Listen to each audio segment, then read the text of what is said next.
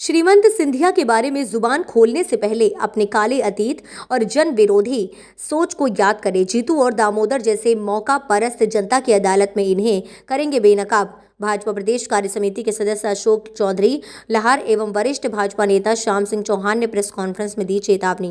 ग्वालियर में भाजपा प्रदेश कार्य समिति के सदस्य अशोक चौधरी लाहार एवं वरिष्ठ भाजपा नेता श्याम सिंह चौहान ने प्रधानमंत्री नरेंद्र मोदी जी के नेतृत्व एवं मार्गदर्शन में देश के जन जन के विकास के लिए चलाई जा रही योजनाओं को लेकर विपक्ष द्वारा फैलाए जा रहे भ्रम एवं इन्हें क्रियान्वित करने में पूरे प्रण भाव से जुटे लोकप्रिय जननेता केंद्रीय मंत्री श्रीमंत ज्योतिरादित्य सिंधिया के जनता में निर्मित गहरी पैठ से घबरा कर कतिपय कांग्रेस नेताओं द्वारा आधारहीन तथ्यों के आधार पर की जा रही निरर्थक टिप्पणियों का करारा जवाब देते हुए कहा कि देश और प्रदेश की जनता को अब नहीं भरमाया जा सकता है। कांग्रेस के ढोल की पोल खुल चुकी है। कांग्रेस के ढमपोल शंख नेता जनसेवा में जुटे महान श्रीमंत सिंधिया जी के बारे में जुबान खोलने से पहले अपने काले अतीत और जनविरोधी सोच को याद करें।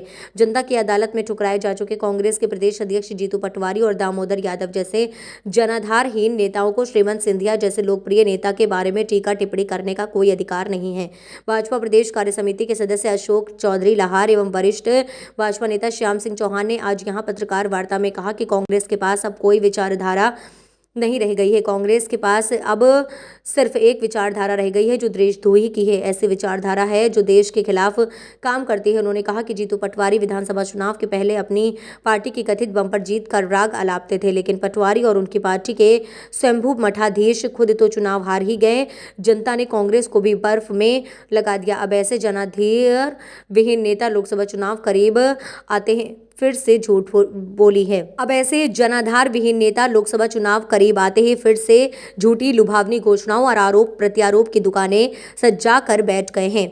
अच्छा होगा कि यदि उक्त कांग्रेस नेता केंद्रीय मंत्री सिंधिया एवं उनके साथ भाजपा में नेताओं के भविष्य की चिंता करने के बजाय नेशनल हेराल्ड केस में जमानत पर बाहर चल रहे और मानहानि के मामले में कोर्ट में दोषी ठहराए जा चुके राहुल गांधी के भविष्य की चिंता करें, जिनके पास लोकसभा चुनाव के बाद इटली जाने के सिवा कोई चारा नहीं है। लोग सिंधिया जी के विषय में टिप्पणी कर रहे हैं चुनाव के माहौल को देखते हुए अपनी राजनीति को चमकाने के लिए अनगल किस्म की बातें कर रहे हैं। कोई सिंधिया जी से जाति पूछ रहा है, कोई ये कह रहा है, प्रदेश अध्यक्ष जी कह रहे हैं कि उनके साथ जो लोग गए थे उनकी क्या स्थिति हुई, कितने लोग हैं, क्या है। अरे भाई, हम लोगों की विचारधारा है, महाराज ने उस विचारधारा को स्वीकार किया। जो वहाँ काम नहीं कर पा रहे थे वो काम यहाँ आके इस विचारधारा के साथ जुड़ के और जो उनका विजन है, जो विकास का उनका विजन है, वो विकास करने के लिए, जनता की सेवा करने के लिए यहाँ पूरी ताकत के साथ प्रण से जुटे हुए हैं। और उन्होंने कभी भी, इतिहास इस बात का साक्षी है कि सिंधिया परिवार ने कभी पद की राजनीति नहीं की, कभी पद की तरफ नहीं गए। और उनके साथ भी जो लोग, जिन लोगों ने, हम जैसे लोगों ने किसी पद के लिए नहीं भाग रहे हैं, ना पद के लिए आए हैं। ये तो वो सोच है कि उनको प्रदेश अध्यक्ष क्यों बनाया गया, पैसा खर्च करने के लिए। उनको पता है प्रत्याशी कोई तैयार नहीं हो रहे हैं, कांग्रेस में ढूंढे प्रत्याशी नहीं मिल रहे हैं, चुनाव लड़ने के लिए कोई तैयार नहीं हो रहा है। ये उनकी पार्टी की स्थिति बनी हुई है। और वो बात करते हैं लोग कांग्रेस छोड़ के गए, वो सब सड़क पे आ गए और सिंधिया जी आनंद कर रहे हैं। बिल्कुल नहीं, ये सब गलत है। हम ना सिंधिया जी कभी पद के लिए आए हैं और ना उनके लोग पद के लिए आए हैं। हम लोग बहुत अच्छे तरीके से, जैसे दूध में शक्कर घुल जाती है, इस तरह। देखिए, विधानसभा चुनाव से पहले हमारी आपकी सबसे मुलाकात हुई थी, भेंट हुई थी, लेकिन 3-4 महीने पहले जो मुलाकात हुई थी, अब चूंकि चुनाव हो चुके हैं, अगला लोकसभा का चुनाव आने वाला है, तो हमारी आप लोगों से राम नहीं हुई थी, भेंट नहीं हुई थी। इसलिए आपको सबको हमने आमंत्रित किया, आपसे सबसे मिलने की हमारी इच्छा थी। दूसरा, अभी कुछ दिन पूर्व मध्य प्रदेश कांग्रेस के अध्यक्ष यहाँ ग्वालियर आए थे और उन्होंने कुछ सिंधिया जी के विषय में अनगल टिप्पणी की थी, उनके लोगों के विषय में अनगल टिप्पणी की थी।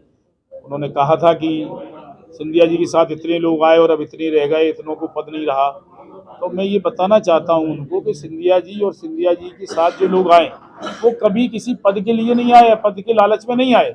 सिंधिया परिवार कभी किसी पद का मुहताज नहीं है और ना पद के लिए राजनीति करते। वो तो सच्चे जनसेवक हैं और 1.5 अरब जनता की वो सेवक हैं, भारत माता के सच्चे सपूत हैं। उनके विषय में लोग ये कहते हैं, वो पूछना चाहते हैं कौन सी जाति है। एक छुटवैया नेता है, वो अपनी राजनीति चमकाने के लिए कह रहे हैं कि सिंधिया जी की कौन सी जाति है। अरे भैया, अब जातिवाद की राजनीति ये नहीं चल रही है, देश दूसरी तरफ जा रहा है। जनता क्या चाह रही है? जनता विकास चाह रही है। जनता की भावना को समझो, जातिगत आधार पर राजनीति की बातें बंद करो। और तुम्हारी क्या हैसियत है सिवड़ा में? माँ 3-4 बार चुनाव लड़े, कई दलों से लड़े, फिर भी जहाँ की तहाँ रह गए। ग्वालियर से चुनाव लड़ेंगे, ये करेंगे, वो करेंगे, इस तरह की अनगल बातें करके। पटवारी ने कहा है कि सिंधिया के साथ जो बड़े नेता गए थे उनमें से केवल 6 लोगों को पद मिल पाया, बाकी सब घर में। तो क्या पद के लिए राजनीति होती है? पहले तो ये एक मिनट, पहले तो आप ये बताइए कि पटवारी जी जो बोल रहे हैं, पटवारी जी पहले ये देखें कि वहाँ कितने लोग बचे हैं भाई। नहीं, वो कितने लोग बचे हैं। आ नहीं रहा ना। अच्छा। पटवारी ने आरोप लगाया था सिंधिया जी के साथ में जो 60 से 70 बड़े नेता गए थे उनमें से केवल 6 लोग पद प्रतिष्ठा में हैं, बाकी सब लोग घर बैठे हैं। तो पहले अपने समर्थकों की चिंता करें। नहीं, वो चिंता समर्थक, हम लोग सब यहाँ सब भारतीय जनता पार्टी में एक समान है। हम सब कार्यकर्ता हैं, कहीं कोई दिक्कत नहीं है। और सिंधिया जी का, सिंधिया परिवार का जहाँ तक प्रश्न है, सिंधिया परिवार कभी किसी पद के लिए लालची नहीं रहा, ना पद के लिए उन्होंने राजनीति की। वो तो जनसेवक हैं और जनता की सेवा करते हैं। पूरा परिवार का ये इतिहास रहा है। कहीं से कहीं तक ये बात है ही नहीं हम लोगों के बीच में कि हम किसी पद के लिए आए। और हम लोग तो उस विचारधारा को पूरी तरह हम लोग अच्छा फील कर रहे हैं। काम करने का मौका मिल रहा है, जनता की सेवा करने का मौका मिल रहा है। वहाँ तो कोई काम ही नहीं था, कोई काम ही नहीं उन पे।